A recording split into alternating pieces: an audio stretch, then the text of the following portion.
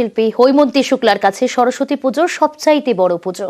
মা সরস্বতীকে যেমন লাল হলুদ বেনারসি পরিয়েছেন, নিজেও তেমনি ভাবেই সেজেছেন তিনি। গানে গানে সরস্বতী পুজো উদযাপন করলেন হৈমন্তী শুক্লা। या कुंदेन्दु तुषार हार धवला या शुभ्र वस्त्रावृता या वीणा वरदंड मंडित करा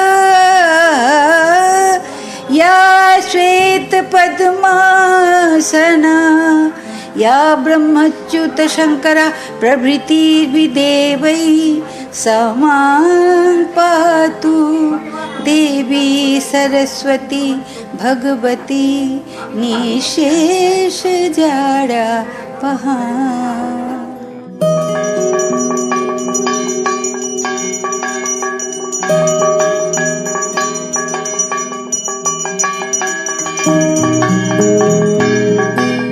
প্রতিবারের মতো এবারও হৈমন্তী শুক্লার বাড়িতে জমজমাট সরস্বতী পূজা।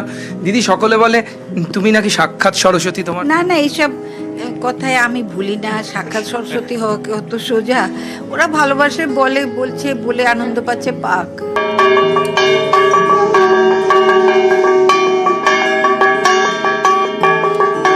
কিন্তু দেখতে পাচ্ছি যে বেশ মাও শালঙ্কারা, তুমিও শালঙ্কারা। হ্যাঁ, প্রচুর গয়না মায়ের। হ্যাঁ, আমি ওকে সাজাতে ভালোবাসি, নিজেও সাজতে ভালোবাসি। এরকম ভাবেই আমার দিন চলে যাচ্ছে। গোটা বছর তো একটা অপেক্ষা সরস্বতী পুজোর। বলো, তোমার কাছে তো এটা সব থেকে বড় আরাধ্যা এবং পূজ্য দেবী। এখন আমি কাউকে সেরকম ভাবে না বললেও সবাই জানে দিদির ওখানে পুজো হচ্ছে, সবাই চলে আসে। আমার খুব আনন্দ হয়।